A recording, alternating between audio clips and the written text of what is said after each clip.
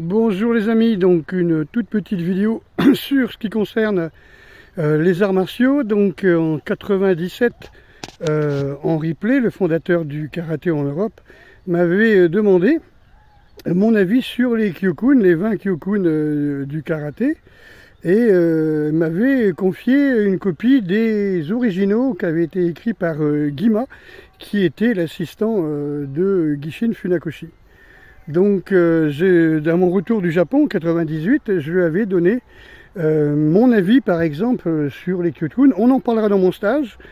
Prochain stage en mai, je parlerai des Kyokuns et surtout le premier Kyokun où l'on parle karaté wo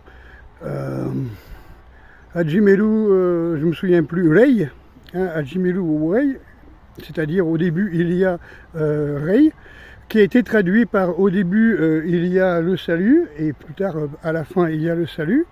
En fin de compte, c'est pas forcément ce que moi j'ai dit en replay. Simplement sur ce Kyokun qui est un des 20 Kyokuns intéressants, je lui avais expliqué qu'en fin de compte, Rei c'est simplement aussi la considération, prendre en considération, c'est-à-dire prendre en considération l'adversaire bien sûr, tous les gens qui sont autour de nous. Pas simplement le fait de saluer ou de respecter, oui, prendre en considération, respecter, etc. Pourquoi pas. Donc je parlerai des points précis des Kyokuns parce que tous les kanji ont deux lectures au Japon. Ils ont une lecture, on va dire, pour le grand public et une lecture ésotérique.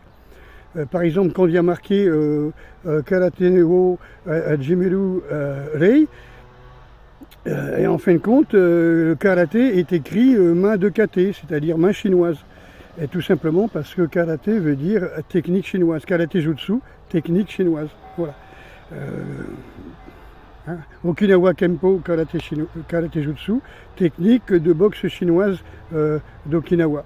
Voilà, je expliquerai de tout ça. S'il y a des karatékas, eh bien c'est bien. S'il y a des historiens, c'est bien. S'il y a des gens qui s'intéressent, voilà. À très bientôt à notre stage.